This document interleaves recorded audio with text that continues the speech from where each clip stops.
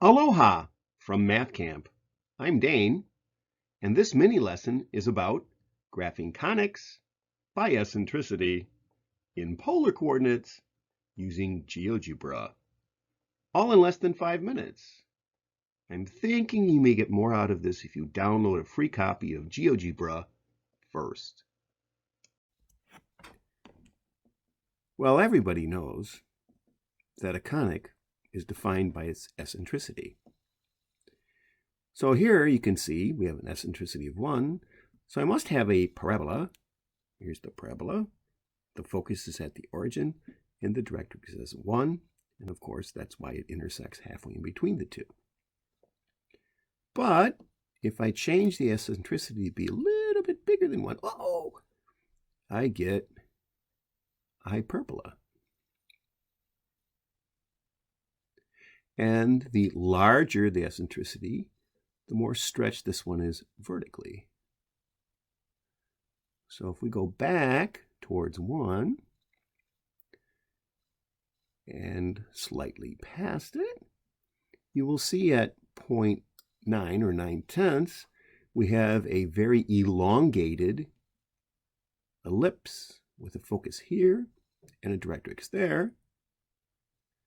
And as we make the eccentricity smaller, it gets more circular. Now I'm going to show you how to do this with GeoGebra.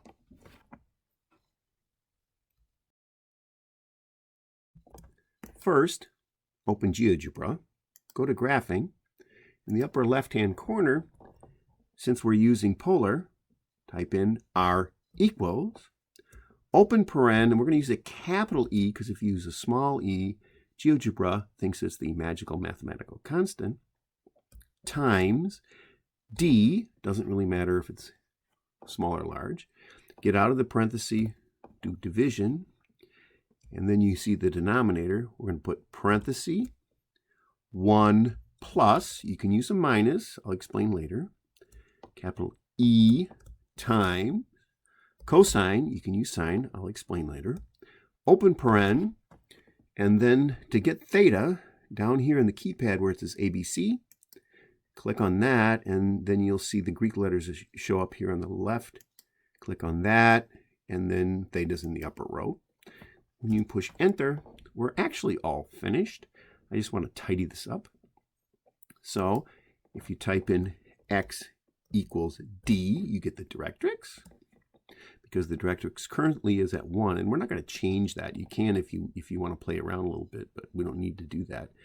And then we're going to, in parentheses, put 0, 0.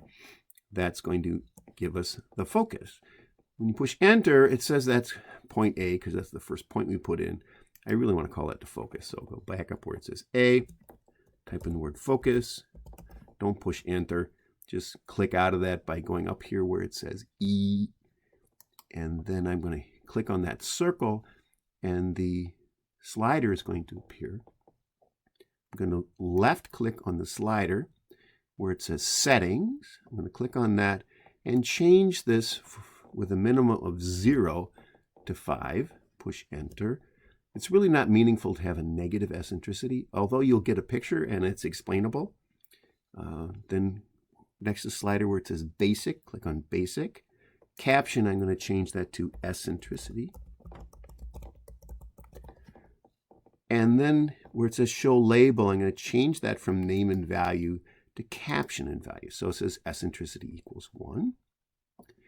And then where it says equation 1 up here, I'm going to left click on that.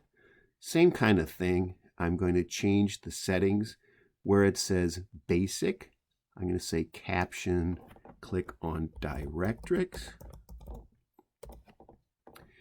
And then where it says show label, I'll change it to caption and value. If you X out of that and move this out of the way, and then recenter, the only thing left is, what about the plus or minus? If you use minus instead, the parabola and the conics will face to the right. If you use sine instead of cosine, will be vertical instead of horizontal.